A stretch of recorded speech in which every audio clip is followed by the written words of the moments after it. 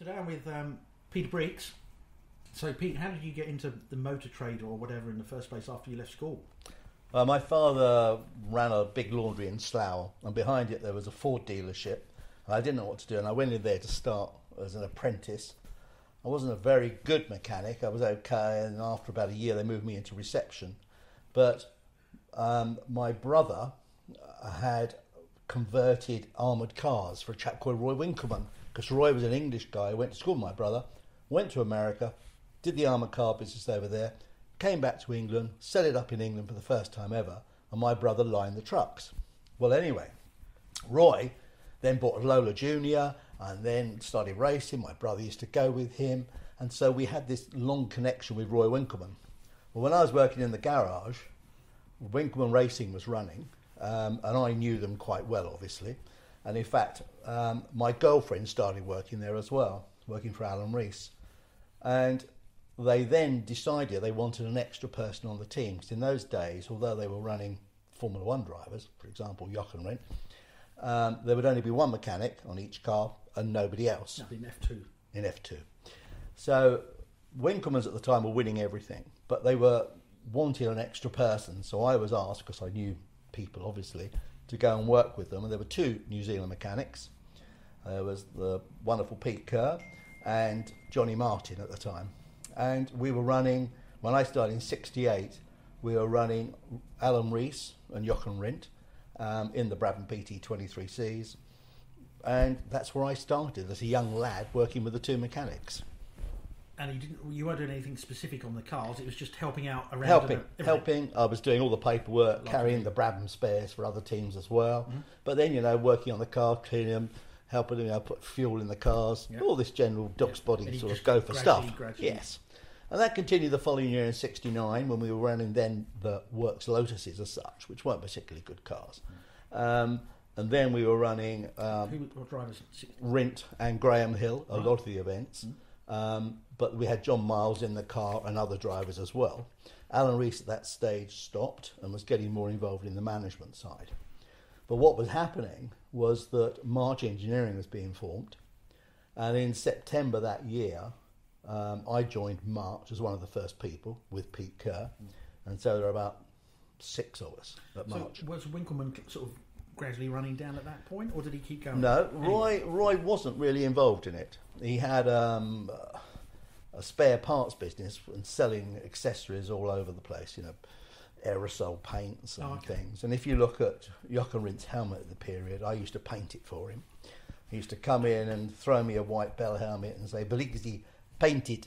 And he just wanted a dark green. I picked any old dark green aerosol we had, bit of masking tape and sprayed it, not very professionally, but that is how Jochen used to get his helmets painted.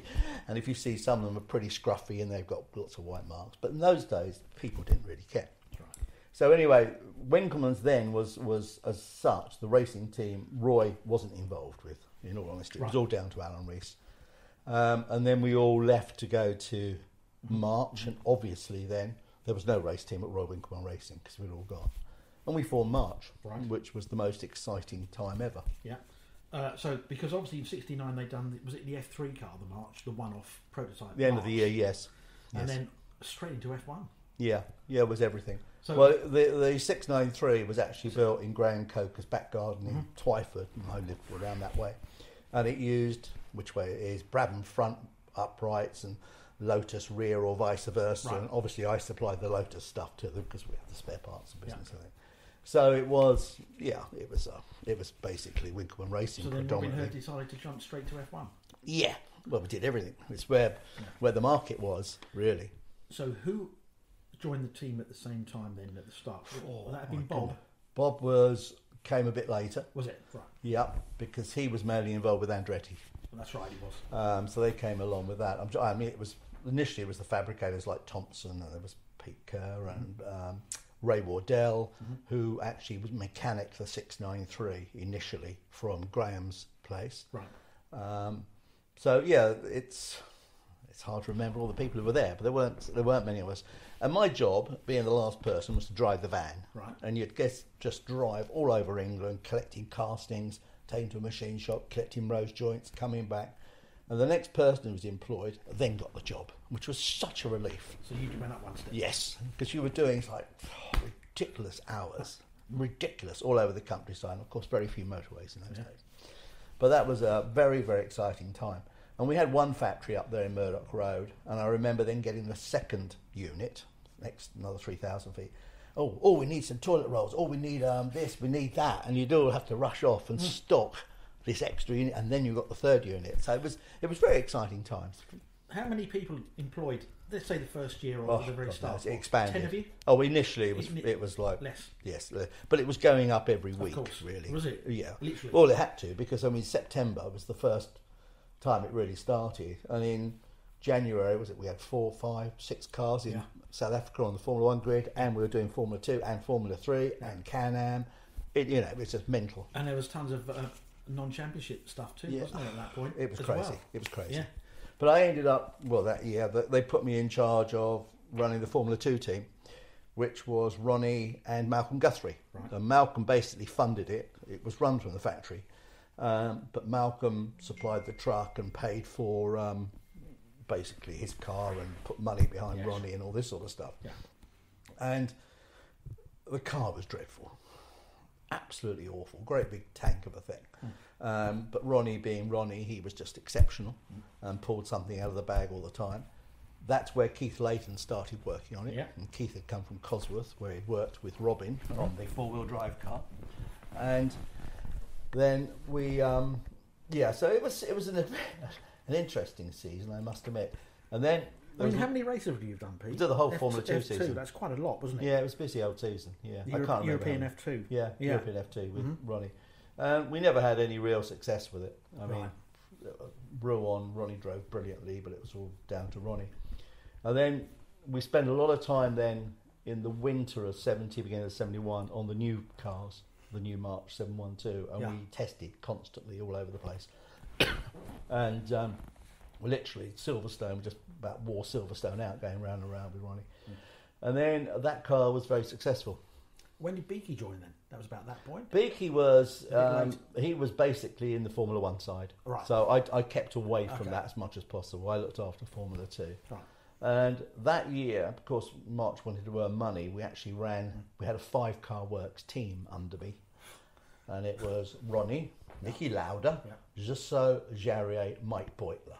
Then we ran the occasional 6th car for James Hunt and other people like that. And we had one mechanic per car. We had some rough old transporters. We had a French one for the two French with a French mechanic. We had another old truck I bought from Jim Russell that carried 3 cars very badly. We had a van and trailer. It was a bunch of gypsies really going around Europe. But we were successful, and Ronnie won the Formula 2 championship. And was it good fun, or was it just hard work, full stop? Yeah, it's always good fun because it's simple days, and you go to nice places. There was customs documentation to sort out everywhere, and it was just great. And I remember one of the mechanics who actually looked after Nicky's car was a guy called Nigel Stroud, and Nigel joined us, and he was working in production. And what happened, we had all these mechanics come and work in the production job, building cars for the customers, because we were selling lots of cars. And then you pull them onto the race team when the production went off. And that's where Nigel came from. And I remember going to Mallory for the first time, and I said, well, give him a signal. And he said, what's that? And that's how basic it was. But he went on to design loads of Formula 1 cars. So, I mean, it's quite incredible, actually, where they come from. Yeah. You can start somewhere. That's why it was so lovely. It was everybody sort of enjoying things and stuff. And then the end of the year, we went off to South America. We did the series for Temporada, which gained 4 races in 4 weekends. Amazing times. So where was that? Brazil, Argentina? Brazil. The first one was 71, was all Brazil. Right. Yeah. Yes, Temporadas of all Brazil. We went to Interlagos, and then we went down to San Juan, somewhere else, and then back to there. And in 68 we did F2 Temporada down in Argentina. Right. In 68 with Pete Kerr. That was interesting. I bet that was good fun. Very basic. In the 60s. Yeah. Very basic. Going to Argentina, it was very interesting actually. So Yeah, so then we did 71. So then what happened, strange story this, Alan Rees was leaving to set up a thing called Deals Inc. And I had been assigned... What was that doing then? What was that? Okay. I had been assigned the Works Formula 2 team for the future, which is going to be Ronnie and Nicky. Mm-hmm. So that was my job, basically. But Alan was leaving to run Deals Inc. and Alan wanted me to go with him. And what it was going to be an organisation that supplied race cars, turn up and drive. Right. And you could turn up and drive from Formula 4 to Formula 1. And in those days, that was quite unusual. Yeah. It was a new venture. Yeah. So I basically left March to go to Deals Inc., which I thought was part of March, but it turned out not to be, to run the Formula 2 Works team. And I was there, and I thought, well, I don't know, there's nothing really happening. We haven't got any premises. Right. There's nothing happening. It went on for about a month, then 6-7 weeks. Eventually I said, Alan, what's going on? Yeah. Oh. So when I saw Max, I said, Max, I'm getting a bit worried. He said, yes, we are. We are, Peter. He said, do you want to come back? I said, yeah, I'd love to. Please. So I went back and I had everything organised. I know it sounds silly, you've got everything organised, but I had that's the hotels we're staying in, that's the spares we need, this is the colours, this is this. Everything was organised. I'd spent all the time doing it. So after a week, Max called me in. Briggs, he said, got a bit of a problem. He said, we've lost a major sponsor and sadly we've got to cut back and it's last in, first out. Okay. Oh, right. Shit. So, good old Max. Yeah. So that's the end of that was it. So this was, I don't know, January or February by then. I thought, what am I going to do? Yeah. So then I got a call from a guy at Surtees, Alan LaFen, who I'd met through Brabham days when we were in the Brabhams. And he said, look, we're starting up F2, come and see us. And so I went down to Edenbridge, near about where we are now. Yeah. And they said, would you like to run our new Formula 2 team? It's Mike Howard, Matchbox Team. Yeah, please. Why not? Yeah. You know, I've got much to do. So I came to Surtees in Edenbridge, and it was pretty basic at the time. I mean, he was, we made everything there. But funny enough, I've got a little note here about those cars, Pete. Who designed those cars? There was Ken Sears. Okay. And Shish. Right. Yes. Ken Sears went off to Lotus from the road car side eventually, but Ken was the designer there. John reckons he was involved, but just interfering mainly. So then we started there. So that was a Matchbox sponsorship? Yeah, but John it was a new engine that year. It was a change of engine formula. Because before we were running FPAs, I can't remember. But anyway, we went into this new formula. It's a 2 litre based, most people used a Ford based engine. Sure. And I wasn't happy with the engines we were using.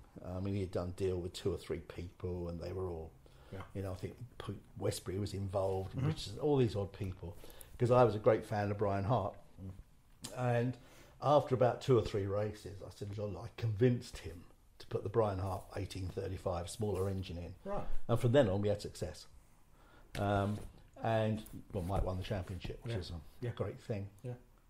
So that was one car? One driver? No, we had Carlos Royce in the car, an Argentinian, who I actually took. In the book, funny enough. I actually took him because I knew I'd met them all through Formula 2, and they had running their own team, but then they decided not to, and they wanted me to look after them, basically. Yeah. Now, I was going to take them to March.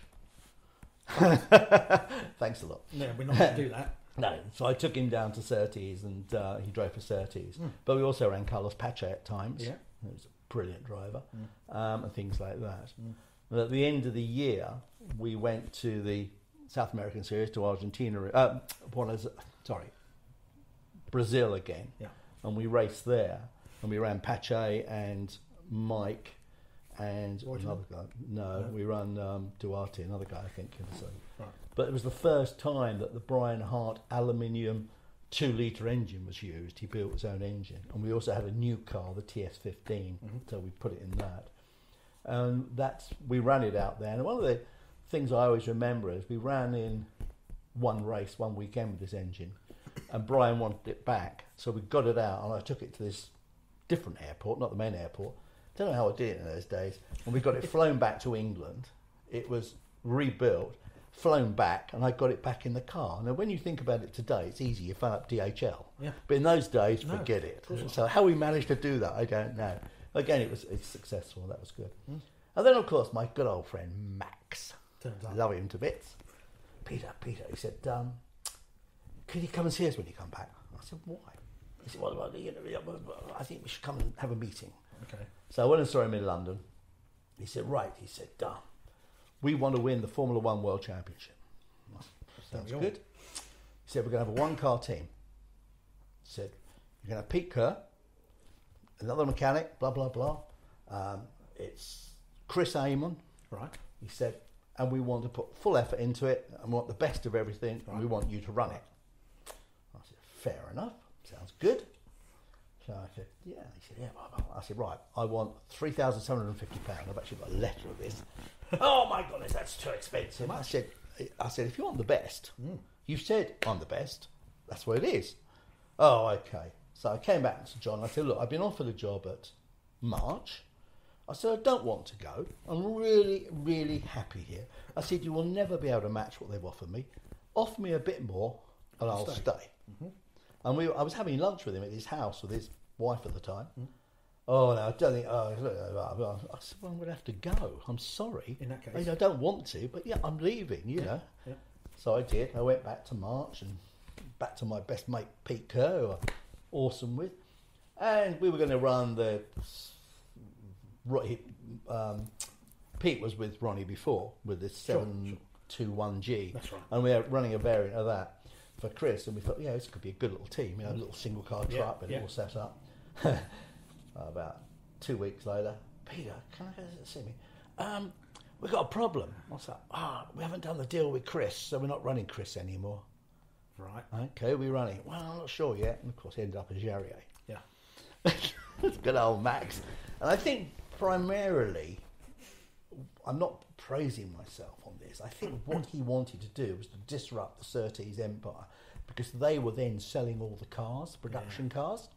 Because we'd gone there, the team, I said, okay, and we'd won the championship. People were then ordering Surtees, and their production had dropped. Yeah. So Max's way of thinking is, maybe it was something to do with me, you know, if we a get small him out part. Exactly. We can build it up, blah, blah, blah. Sure. So I think that's what happened. So, of course, then we ran that car. And of course, we had the terrible thing at Zandvoort with Roger, which... the worst thing ever. Yeah. But good old Max again, you know, we were there, and Roger's girlfriend was there, and his dad and Tom, and I actually saw it on a tiny monitor. In those days there was very little TV, and behind our pit was a tiny monitor watching it, and I was with Roger's girlfriend, and we actually saw it happen. Yeah. So I had to go and tell Tom and his dad and everything, and Max was there as well. And then, you know, obviously there was a big hoo-ha, and about 7 o'clock at night, Max says, okay, Briggs, I've got to leave now, I'll leave it to you. And there I was, 26-year-old. Mop it all up. Yes. Yeah. And there's only Pete Kerr and a mechanic and myself there. You know, having to deal with the police, go back to Roger's room and pack all his clothes up. It was dreadful. Yeah. And I stopped. I stopped racing, basically. Then straight after that? Virtually, yeah. I never went to another race with March that year. I can't blame you. No, it was all too much, really. He was such a nice little lad. Sure. And, you know, and the sad thing with people saying, oh, the suspension broke. It was a puncher. Of course it was. And I remember Andrew Marriott coming up to me. He said, Briggsy, he said, is that what it is? It was a puncher. Come and see. And they showed us the tyre marks where the puncher went. So, yeah, you know, but it's just one of those awful things. Yeah. And so then I did weird things. I went off and worked for a company selling accessories, road accessories, and the dreadful thing. Yeah. A company called GT Riches. I had my little Morris Marine and my suit, going around to various accessory shops and selling them Polko smellies and Holt's undershield. And then I went to work for Gordon Spice with his big cash and carry in Staines, because they were then starting to deal in motorsport things, you know, Zeus fasteners, Varley batteries, Griffin helmets, Linear Sport clothing. And I went there to run that for them, because having worked for a thing, and got on with them so well. They were such lovely people to deal with, beautiful. But then I got contacted by, that was 72, 70, end of 75. Yeah. That's when I got a call from Surtees. So they got some sponsorship, and they were back in business basically to run the TS19s with the Jurek sponsorship. Yeah. So I turned up. I came back because my wife at the time came from Edenbridge, and it worked out well. So it was all where I wanted to be. And I turned up, and of course it was absolute chaos. It was just rubbish everywhere and everything. I mean, it was just nothing. It was a shambles, basically, a total shambles. Yeah. Because it had gone downhill. The car was a nice little car. As you asked earlier, it was designed by Ken Sears primarily. There's a guy called Shish. Yes. I don't know what happened, an Indian lad. I don't know what happened to him. He was with Surtees a while, wasn't he? Saying that. Yeah. And it was a good little car, and we built everything in house, which was quite an exciting thing, really. An amazing fabricator there who used to work in an air conditioning factory in Edenbridge had no interest in motor racing, but as an artist, you give him a piece of metal, and it was unbelievable. Yeah. You know, and this guy just did his 9-to-5 job, and that was it. You know, he had no interest in motorsport. It's funny, isn't it? Yeah. He just liked doing it. That's what he could do. Absolutely unbelievable. I mean, an artist. He really was. Literally. And that was, fun.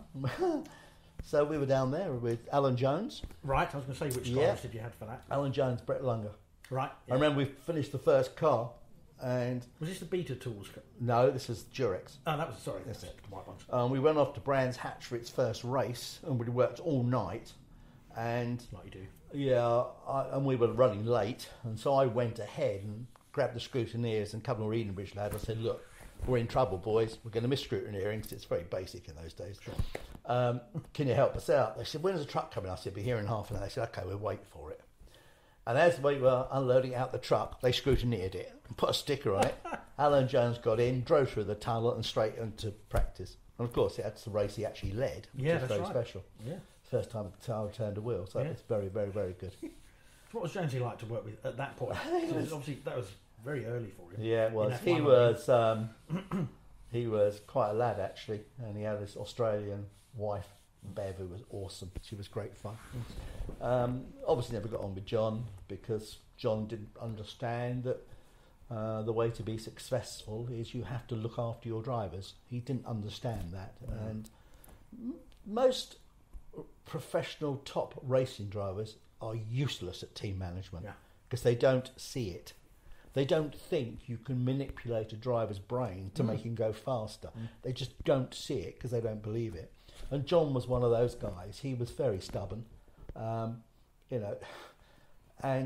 didn't understand that if you upset a driver, he'd go slower. He had no idea at all. And it was quite sad, really, because I think, if it was a stupid thing, like the car had a very narrow cockpit. It's only fiberglass top. And to change gear, Alan Jones used to literally cut his hands. Yeah.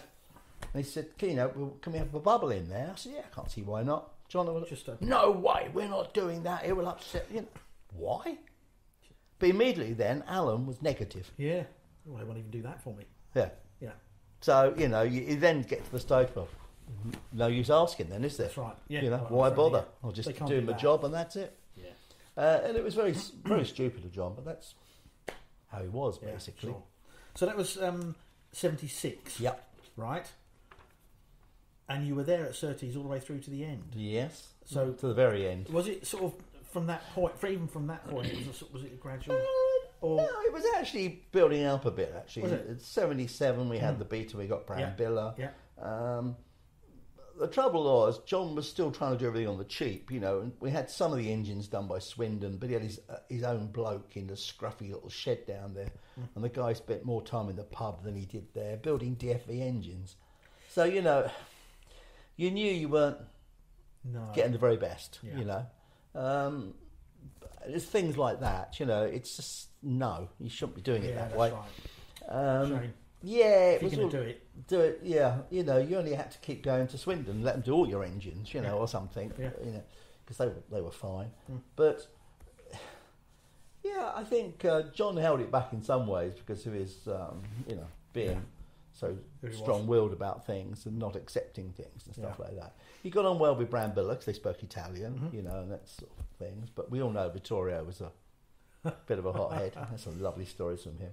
I remember being in Japan with him, and there was a red flag, And he came in and said, I said, well, what's up, Vittorio? He said, oh, a local driver crashed. I went, oh, okay. What he didn't tell us is he'd pushed him off. And then John couldn't go to America because he had some lawsuit going on out there. And so because I didn't do all the races. When I went back to him, I said, look, I'm not travelling. If I travel, my wife's coming with me because that's it. And so I did the American races because he couldn't. And I did like other ones at Belgium because we had the sponsors there and things like that. Yeah. Monaco and stuff. So we were at America or Canada, I don't know, with Vittorio, and he was actually running in third place. Well, then, what? Cool. Unbelievable. Yeah, incredible for Surtees, or even higher. Yeah.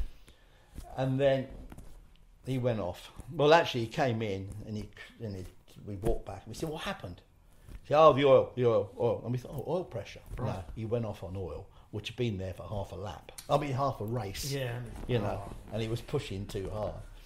But that's typical Vittorio, as it was. And so it was a struggle with John. Sure. But it was still good fun because in those days you would still lend components to one another. Yes. Frank would come up and say, any chance we could borrow an engine? And you say, yeah, okay, but it's done X number of miles, you'd have to rebuild it. Yep, okay. Or can we borrow this gear ratio and all that? And it was very friendly, really, against all the teams. Absolutely. It was really, really good. And you knew you'd get it back. Yeah. Or whatever. And then we had 78, and that was when we lost. Keegan crashed, and he had his hair. And then Brambilla was involved in Ronnie's shunt at Monza, and he was off. So we went to America, and I had Beppe Gabbiani and Renianu, who we thought a lot of. Yeah. And the deal was that John wanted to run Arnu the following year with a ground effect car that we were working on. And we went there, and he did a good job. And in fact, Renault then signed him up. So John lost that potential driver. Yeah. John was in hospital because he was having remedial work on his legs from his bad shunt. And basically stopped. And we had one championship position. And in those days, you got benefits for where you were. Sure. And we had one. And so he actually sold it to Frank Williams to get an income. Yeah. And then closed the team down as such. Mm-hmm. Well, he allowed me to keep the equipment and to keep it running, and I did some Aurora races. I got some sponsorship from Aurora and things. And we then made basically the ground effect car, which is the TS20 Plus. And what it really was, it was the TS20, and we modified it. In fact, what we did, we turned them on like upside down, and because it was the shape of it, and put some other bits on it and things like that. It was quite interesting. And it went out, and it did win. We won Gordon Smiley. Right. Oh, yes. He won in it. Yeah, he did. But at the same time, John had also bought a Renault dealership and a Honda dealership in Edenbridge, which I was involved in the running of, primarily the Honda one eventually. And so when 79 was going on, in one of his little moods, he says, damn Honda, they won't do this, they won't do that. If I could find somebody to buy it, I would. I said, I'll have it. Ready? I said, yeah. And I had no money.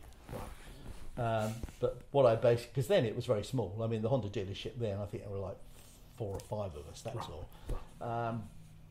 And it had a small little showroom in Edenbridge on the petrol site that John owned. So I did a lease job where I leased the premises from him and took this over to. But he did everything until the last minute to try and screw it up. Like he said, "Oh, that wasn't included in the deal. You're going to have to pay that for that." Yeah, okay, John. And so everything I did it. So then we made a lot of money basically with the Honda dealership, right? Because it became a situation where it was very popular. So you're out of racing at this I stopped racing at that stage. Right. It was end of 79, 80. 80 I took the garage on, just concentrated on the garage. Yeah.